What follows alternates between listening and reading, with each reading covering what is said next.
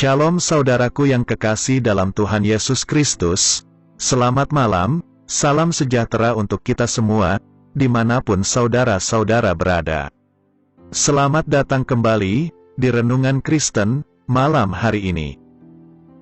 Kiranya damai dan sukacita oleh Roh Kudus melimpah dalam hati dan kehidupan saudara semua, dan semoga saudara semua dalam keadaan sehat selalu.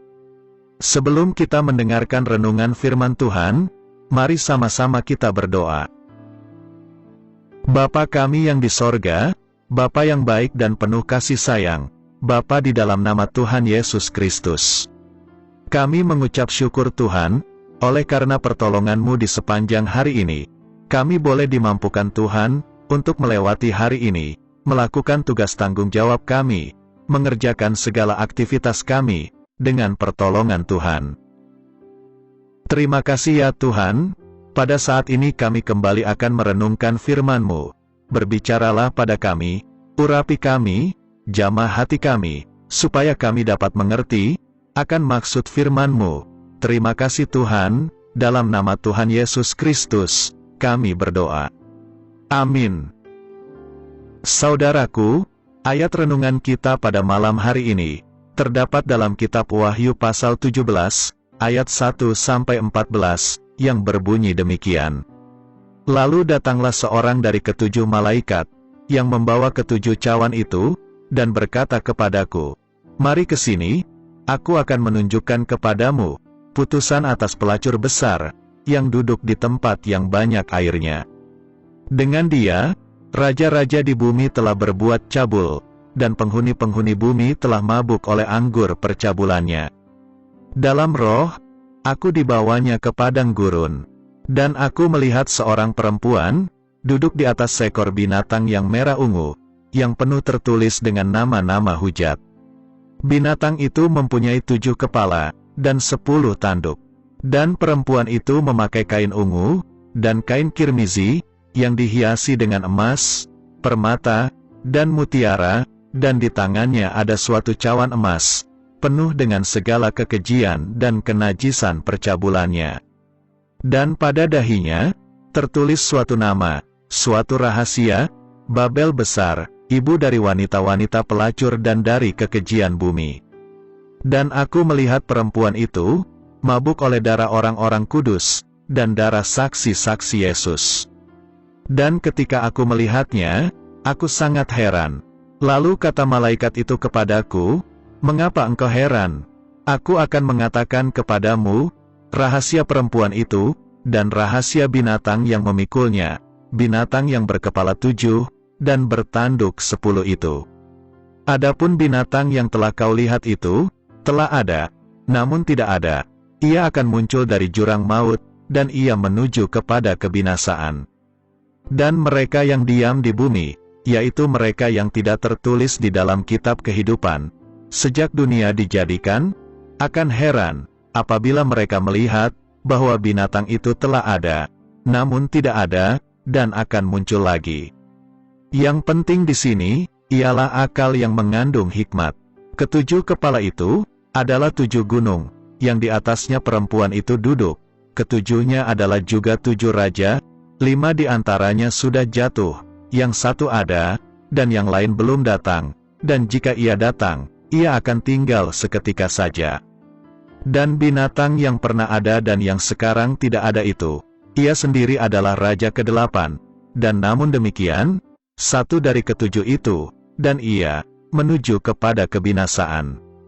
Dan ke-10 tanduk yang telah kau lihat itu, adalah 10 raja, yang belum mulai memerintah, tetapi 1 jam lamanya, mereka akan menerima kuasa sebagai raja, bersama-sama dengan binatang itu.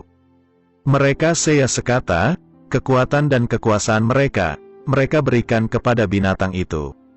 Mereka akan berperang melawan anak domba, tetapi anak domba akan mengalahkan mereka, karena ia adalah Tuan di atas segala tuan, dan Raja di atas segala raja. Mereka bersama-sama dengan dia juga akan menang, yaitu mereka yang terpanggil, yang telah dipilih, dan yang setia. Saudaraku, judul renungan pada hari ini, ialah, kesetiaan adalah kunci kemenangan sejati dalam Kristus. Alkitab menerjemahkan kata victory, yaitu selalu menang. Orang yang menang adalah orang yang bersama dengan Tuhan, yaitu mereka yang terpanggil, yang telah dipilih, dan yang setia.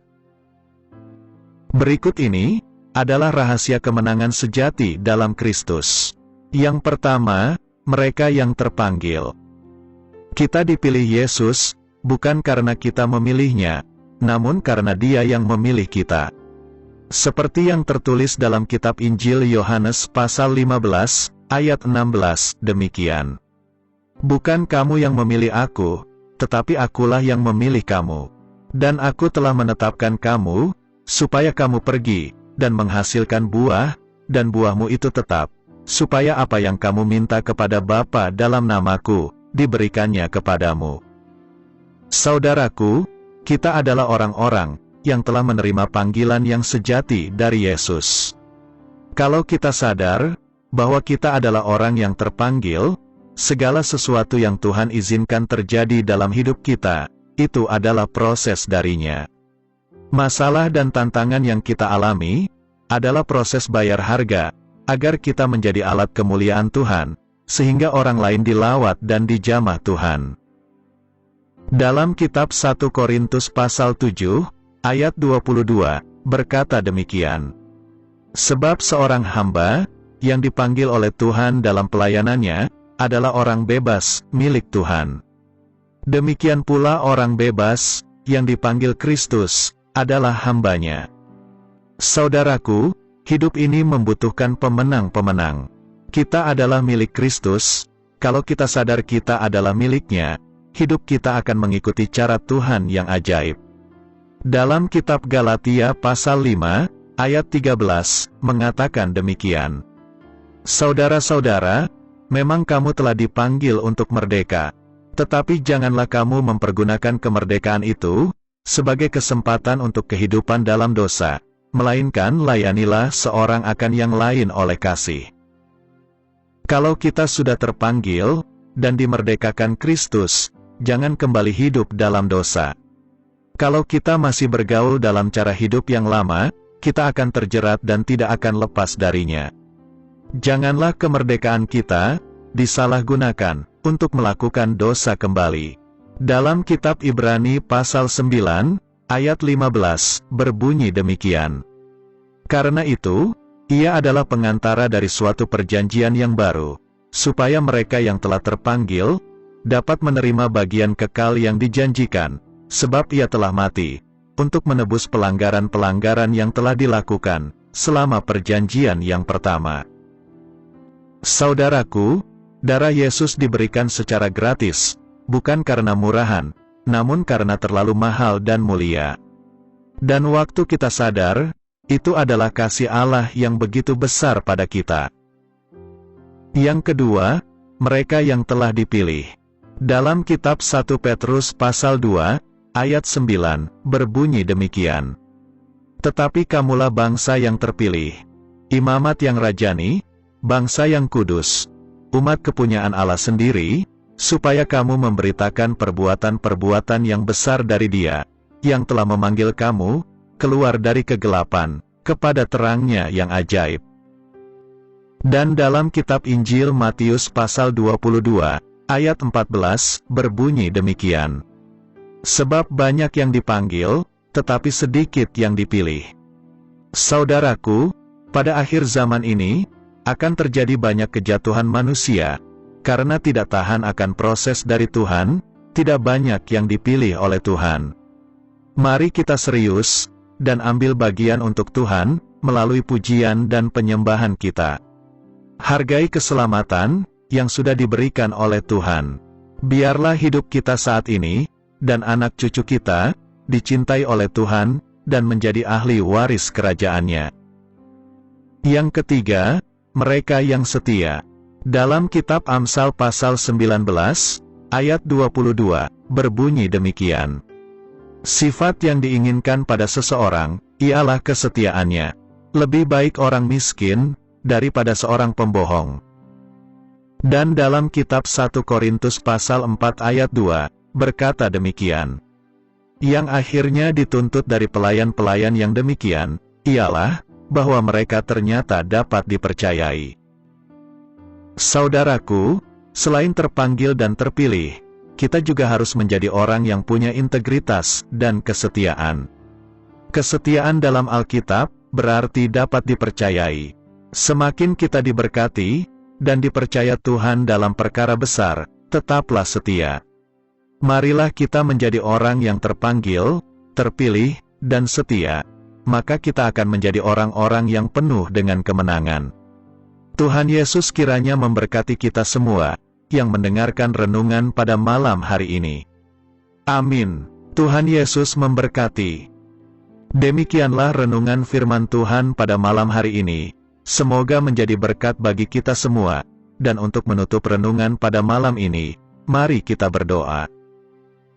Bapa kami yang di surga, Bapa dalam nama Tuhan Yesus Kristus, kami bersyukur atas pertolongan-Mu, penyertaan-Mu, juga atas berkat-Mu.